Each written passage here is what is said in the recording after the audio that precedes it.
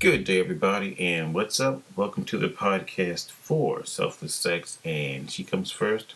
I'm Dr. Nick. Today is April 28th, 2026, and y'all already know. Hope everyone's hanging in there.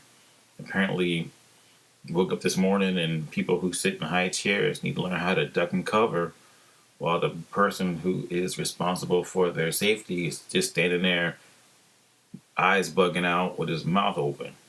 But anyhow, I digress. So, this week was actually pretty good. I have some fairly positive news to give you guys. On my Instagram page, it I posted a video and I posted an image and it's kind of going not like full viral, but it's like it has a cold, like the sniffles, but it's still moving along. And yeah, it was about cunnilingus from the back.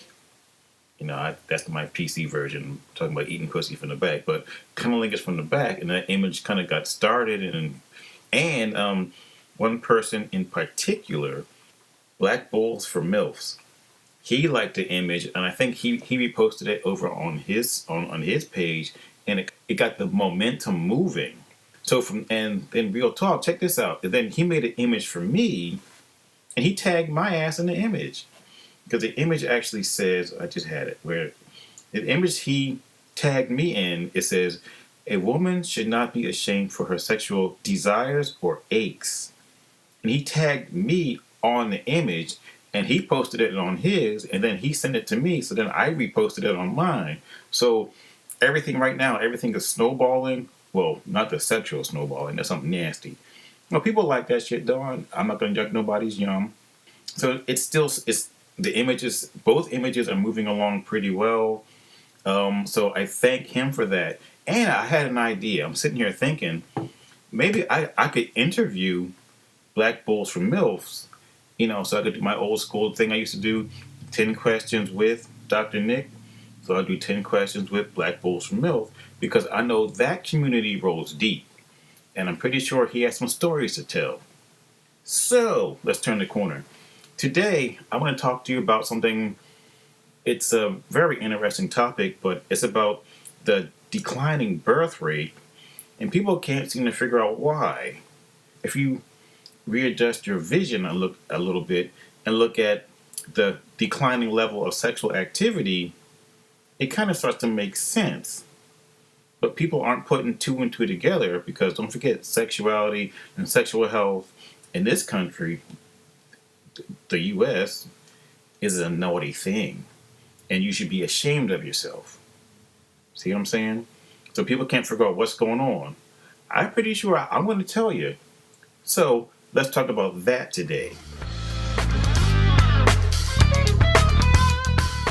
All right, so for this topic, let's just jump right into some of the main drivers of the declining birth rates.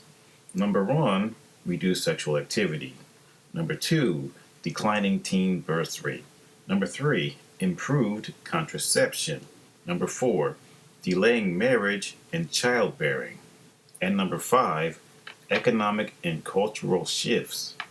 So you take all those things together, and in a moment I will go back and focus in on two of these main topics and really kind of dig down into them, because if you think about it, it makes sense. But I'll say this again: if you take them as a whole, it kind of paints a picture explaining why people are not having kids these days.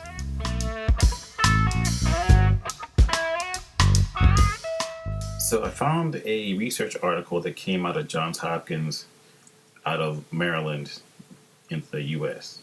And it actually said basically that most adults in the U.S. want to have between like either 2 or 3 kids.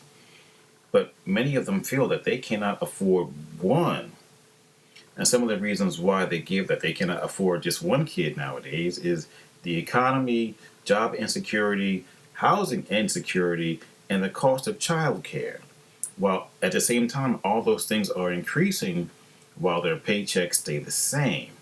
And number two, for the youth, for people who are in their early 20s, they're actually worried about climate change and the environment, because they say by 2050, there will be about 9 billion people on this planet. And it's already too many as there is, so they say, or maybe there's just too many where people don't want them to be, especially people of color, maybe, I'm assuming here. But how can a planet that's already kind of tapped out now deal with so many extra mouths to feed? And the third reason given for the drop in the fertility rate seems to be because there aren't as many teenage mothers as there used to be. Because back in 1991, where it was at its peak, there were 61.8 births per every 1,000 girls aged between 15 and 19. That dropped 80% down to 12.7 births for every 1,000 teenage girls aged 15 and 19. So let me ask a question. Are they actually complaining about the low number of teenage births, or is something else going on? So let's turn a corner here on something that I believe is actually the main issue, or the main question. What about sexual activity? Has that dropped too?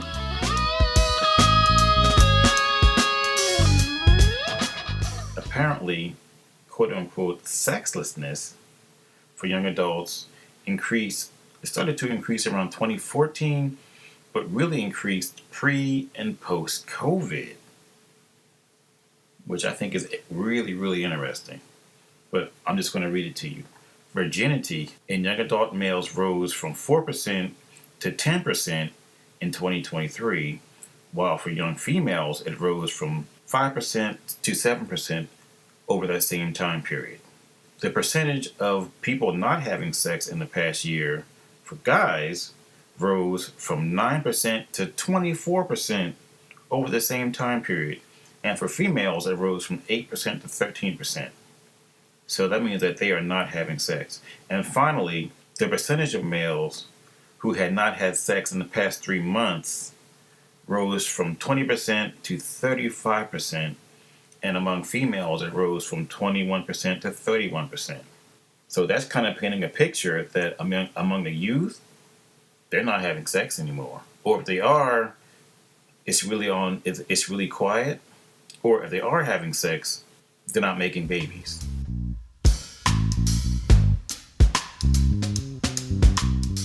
So to close out this podcast, just let me say this really quickly.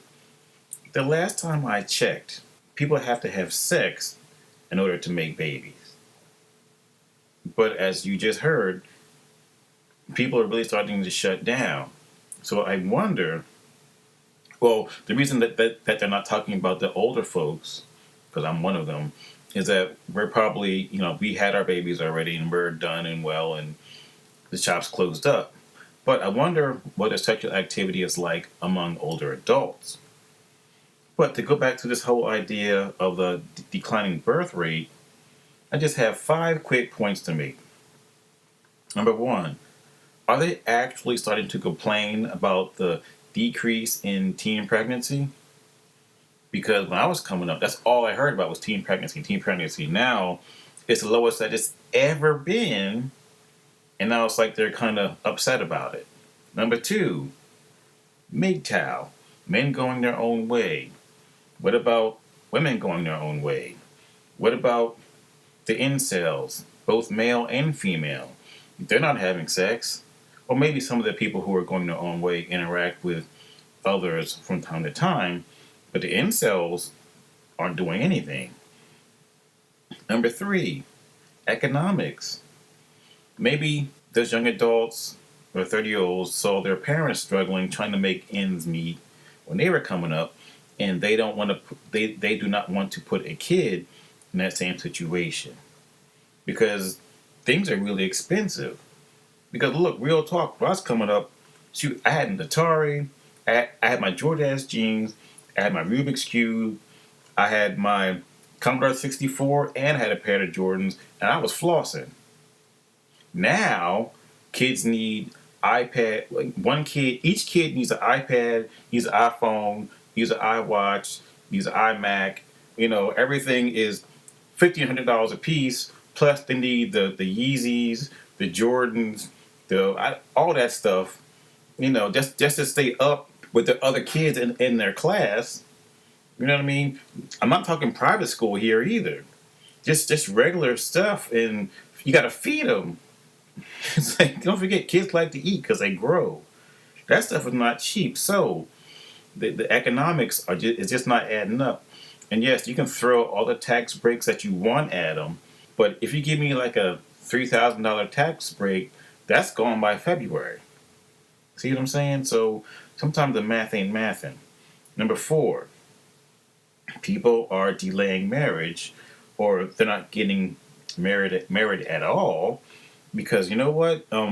Not everyone's parents was a good role model, especially with the divorce rate still hanging around 50%. It's a coin flip, and in the black community, the divorce rate is up above north of 60%. So it's like that's a really bad coin flip. It's kind of stacked against you that things won't work out. And number 5, you ever notice how they start to change certain laws, like the abortion laws, in order to make it harder for women to in their pregnancies, regardless of whatever situation that they are in or how they got pregnant, which includes by a family member, and they still have to carry that baby to term? Come on now. So those are just some of the thoughts I had to close out this podcast. I'm going to go back to where I started. People need to have sex in order to have babies. Full stop. We need to stop demonizing sexual health and sexual activity and make it into a good thing. And then you know what? People may start to want to have kids again. Why? Because it feels good. So, on that note, I am out of here. Stay tuned, and I'll talk to you